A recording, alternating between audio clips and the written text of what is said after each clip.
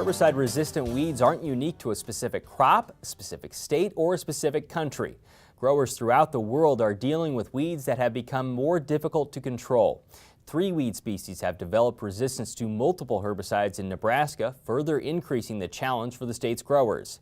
At Nebraska Extension's recent crop management conference in Kearney, we spoke with Andrew Kniss from the University of Wyoming about how researchers and producers solve the issue of resistance. We started by asking about how those problems initially began. Well, a lot of it relates to just the way we've been farming. I mean, we've substituted a lot of other weed control tools by the use of herbicides. So, where we used to be reliant on tillage for seed preparation and other things, we've moved to a lot of reduced tillage systems, no-till systems. And when you move to a no-till system, you have to control weeds somehow, and that's been historically done with herbicides. So that's at least part of the issue.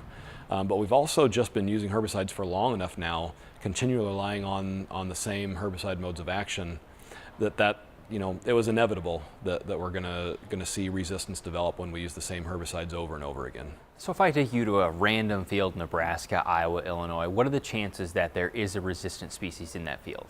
I'd say on most farms it's pretty good that there's going to be some kind of a resistant weed. That doesn't necessarily mean you're not necessarily likely to find a Roundup resistant weed or an ALS resistant weed or any particular kind, but just at least resistance to one type of herbicide is probably pretty good on most farms in the U.S. Out of all of the talks that I hear, the ones that are the most terrifying, I think, are the ones on herbicide resistance. Why do you think that is? That's a really good question. I agree with you, and I have no idea.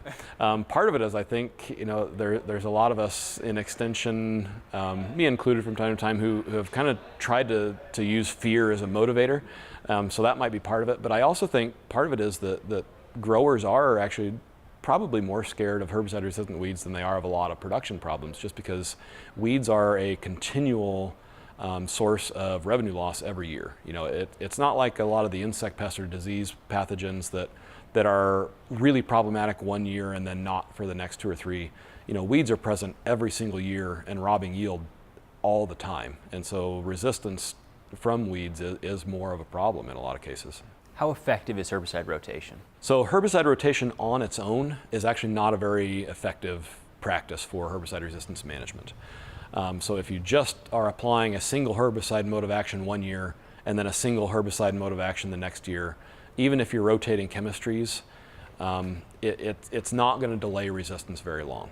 So mixing? So mixtures are great as long as both of the components of the mixture are effective for weed control. And actually, if you combine mixtures and rotations, that's probably the best of both worlds, because rotations can be effective as long as you're using multiple effective practices in each year of that rotation. You had mentioned at the beginning those no-till systems, and I've heard before from weed control guys that are saying maybe that's not the best way to go, but there is an obvious benefit to those producers who are doing that. How do you play the in-between game here? It's a really difficult thing because, I as a weed scientist, a lot of my weed scientist colleagues, we're focused on the weed management part of a production system. But if you look at what a farmer has to deal with, they're looking at soil health, they're looking at fertility management, they're looking at weed management and pest management and variety selection. And so from a farmer's perspective, it gets really tricky because you're trying to balance the benefits of multiple practices.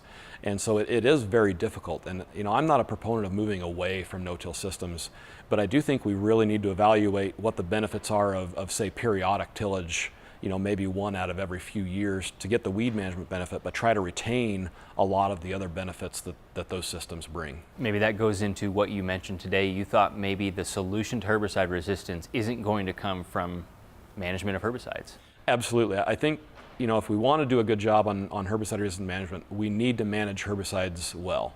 But if we continue to think that herbicides are going to solve the problem of herbicide resistance, we're going to be fighting this battle for a long time. We really need to start thinking about other management practices that are effective for weed control that are not herbicides, and including that in our discussion of multiple modes of action. Because tillage is a mode of action when it comes to weed control. Crop rotation is another thing that we need to start considering more of.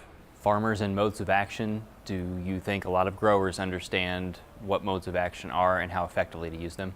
I think to some extent most do.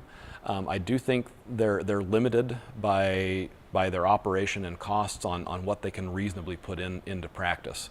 But I do think that in general, most of the growers I work with are aware of it, and they understand the herbicide mode of action group numbers, and so they definitely understand it. But even understanding it can be hard to implement from an economic perspective in a lot of cases. I feel like I'm going to fear when I ask this question. In a year like this where margins are so tight, do you worry about farmers backing down or going to something a little cheaper in their weed management program?